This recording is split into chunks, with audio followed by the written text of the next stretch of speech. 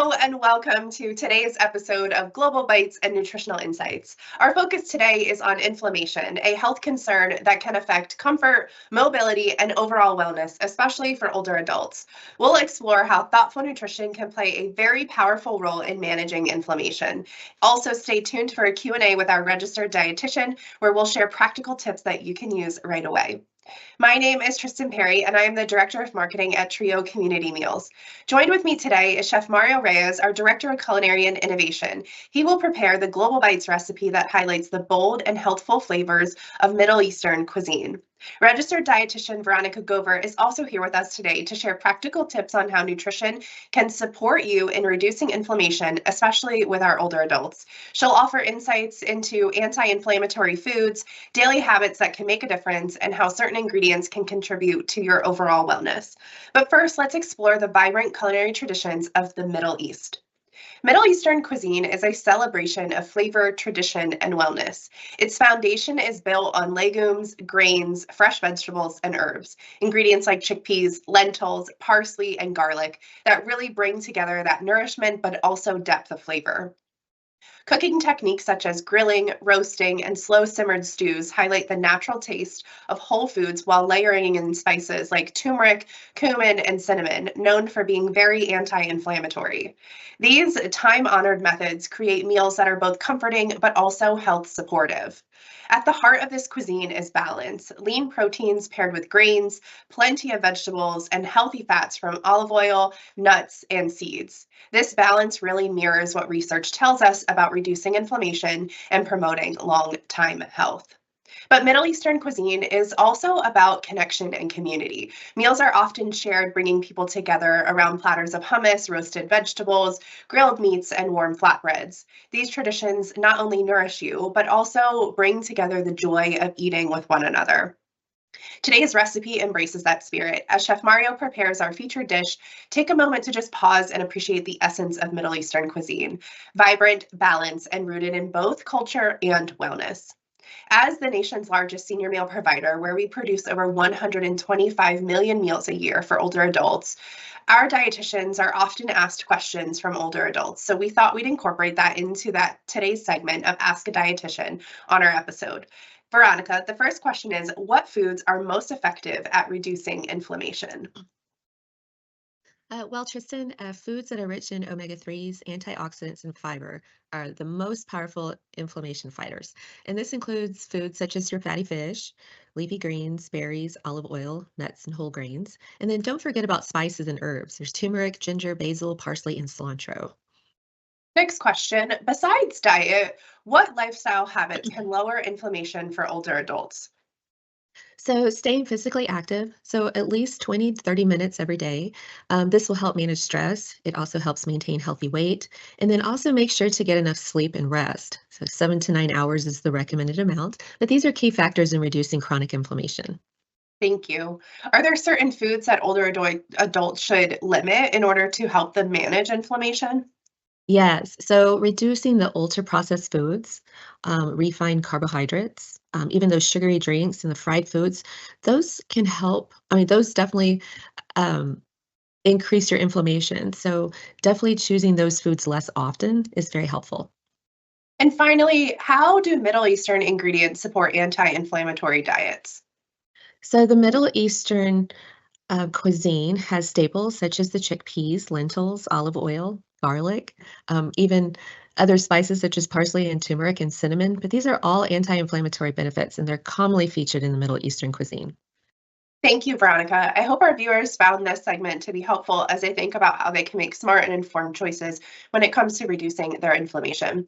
Before we see Chef Mario in action, I will pass it back to Veronica to share a few final thoughts on how to balance variety and cultural tradition can really all work together to promote better health and wellness. Veronica? Thank you, Tristan. So, chronic inflammation may harm your heart, your joints, and your overall health. So, good nutrition and lifestyle choices can help reduce inflammation. So, eat to beat inflammation. As mentioned before, like foods that will contribute to that inflammation are those highly processed foods, the high sugar foods. Those tend to be very low in nutritional quality and density. And then be mindful of that saturated fat. So, you want to choose reduced reduced dairy products and the lean animal proteins, such as skinless poultry, and also increase your seafood intake. And you also be mindful of those plant-based proteins, such as beans and tofu. So definitely choose more of your fruits and vegetables. These are rich in nutrients that fight inflammation. You can use fresh, frozen, canned, low sodium vegetables and canned fruits that are packed in 100% fruit juice. Also, I see that broccoli is on this page, which I love broccoli. It's a cruciferous vegetable. These are known to be high in antioxidants and very high in fiber. Other cruciferous vegetables include your cabbage and also Brussels sprouts. Be mindful of your healthy fats. So you want to incorporate monosaturated fats such as avocado oil and olive oil. And also remember those omega-3 fatty acids you can find in the fatty fish, such as tuna and salmon. You can also find it in chia, flaxseed, and walnuts. And then support your immune system and inflammation with fibers that are rich whole grains, such as oatmeal, brown rice, and whole wheat bread. So again, eat to beat inflammation. So let's find out what Chef Mario is cooking in his kitchen today.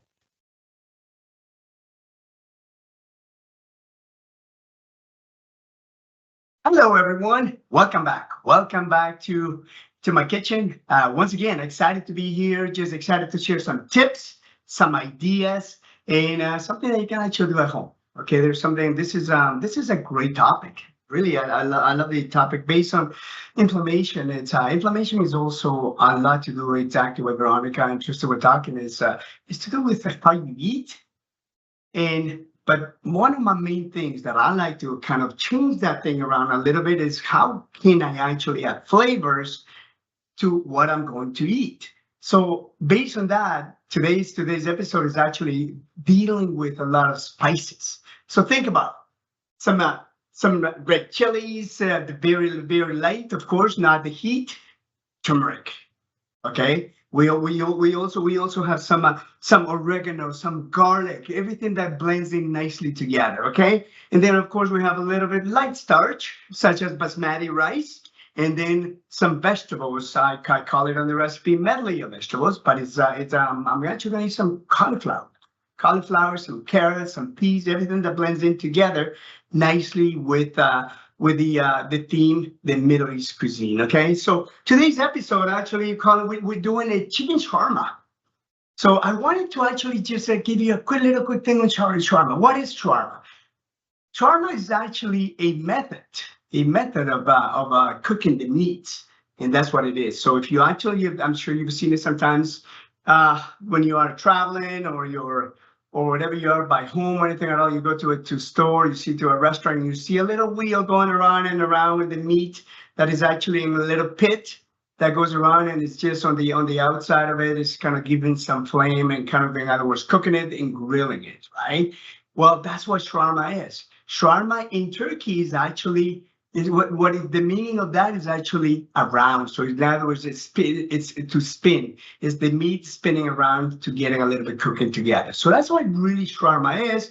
And by doing that, adding all those flavors, healthy and everything, the less fat, like Veronica mentioned, a lot of less fat. So once you put the heat around it itself, you can see some of the liquids and some of the fat. It starts dripping down to the bottom itself and always making it into a nice dry meat itself and keeping the moisture inside the meat, but just drying it out on the outside, grilling it nicely. And then from there, a lot of restaurants serve it on a pita. They slice it with a knife from the top, and then they also put in the pita itself, which from some yogurt to any additions from spinach or anything that goes on with it. But today we're serving with rice, and we're also serving it with some vegetables. Okay, so I just want to give you a little quick thing on shawarma, what shawarma is. Okay. So now let's start going with what we're here to do is actually, I'm going to show you the one of the best and the most important thing when it comes to a cuisine like this is really marinating. Think about the marinade, okay? So I'm going to start off with the good fat. Veronica mentions all the time the fat and everything that goes on with it, okay? So I have some little flakes in here, some red pepper, okay? Some oregano. Okay, I have the oregano over here, and I have one of the biggest and most important ingredients here, as you can see itself, is turmeric. Turmeric is good for you, number one. Number two is adding the whole flavor together. Okay, it's mixing everything itself. And then the bottom line itself, besides color, is going to get the flavor, the good for you seasoning that I call. Okay, and then I'm adding a little bit of garlic right there. Okay, the garlic is going to add some flavor, but it's also good for inflammation. And then right after that, I have a little bit of cumin. Cumin goes nicely with those flavors that we have here for this cuisine, but then at the same time, the cumin itself brings everything together. The turmeric and the turmeric, the oregano, everything just brings, everything goes together itself. And then I have adding this is some citrus, okay?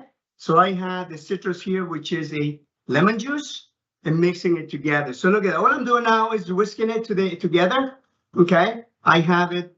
Just make sure you whisk it all together. So that way, the bottom line is, as you can see, I don't have anything right now, anything of salt or anything at all. The only thing what I'm going to do is a little bit of black pepper. Okay, I'm gonna just put it, there we go, some cracked black pepper. And all I'm doing is mixing it again, blending it nicely together. The number one thing you wanna make sure, the seasoning gets in together, blends it, works nicely into the moisture, which is the oil, and also the acidity, which is the lemon juice, okay? So what I have now is I am going to go, and it's right here, here we go. I have here is the chicken. Today I actually chose a chicken thigh. Look at this, all I've done is the chicken thigh right here, look at that. I have the chicken thigh that is going to be blended right inside the mixture of the marinade. I have it enough just to give it a nice little blend. Make sure it coats nicely. Look at that. I already see it. The fact that it's blended nicely together and it's seasoning itself, and it is coating nicely their flavor profile. Okay. So as you can see, I have this right here. And then now what I'm going to do is I am actually going to go and make sure that it goes nicely in a tray. Okay. So normally you put this in the fridge, leave it in there for a couple hours, or you just want to just even overnight. It's okay. It's not going to hurt it. It's going to just give the intense flavor right there. And then all I'm going to do right now is put it right here in the tray. There's no reason to add any fat to the tray. There's no reason for it because there's already moisture right in the marinade. Look at that. All I have is the chicken shawarma style that's going into the oven. I have a preheated oven here for 375, and I'm gonna leave it there for about 20 minutes, okay? So it's going to there, okay? It's going in the oven, and I'm going to go ahead and just put this over here. There we go. And then I get my pair of tongs over here. There we go. That's perfect. Now, what I have is, obviously, as you know, that while that's cooking, it's already been cooked based on the fact that, based on time and everything, look how beautiful it is now. Okay, so I have this chicken that's been already roasted and cooked. Look how beautiful the color is. So make sure when you put it in the oven, it has a nice flavor profile itself, and the coating itself, make sure that you can just the seasoning and everything in the marinade, you can go ahead and put on top. Okay, so in other words, the leftover here, as you can see, I've left over the marinade, pour it on top of the tray, on top of the chicken, the protein again, and put it back in the oven so it can get some nice and crispiness. Okay, so as you can see, I have this ready. What I'm going to do now is I'm just going to heat up a little bit of vegetables, just easy, not too much. I have a little bit of olive oil. I was mentioning to you about the good stuff. I have some carrots, okay, that's been pre-cooked. I have some cauliflower that's been also pre-cooked. And then I also have some peas that already been done. Is actually just taken out of the freezer. Okay, just regular food. And I'm going to go just warm it up in there, heat it up, toss it together, and just serve it right into the. Okay, as you can see itself, I have this right here. Always keep an eye on it, please. Marinate your meats. Very, very important itself. Okay, and it's something you're gonna get some of that color. Look at that. All I'm doing is just tossing it beautiful over here. And I'm gonna go and it's gonna go straight into the plate. Okay, as you can see right here, I'm just adding the carrots, nice color. Whenever you're doing this at your house or anything at all, always think of what plate that you're gonna serve it.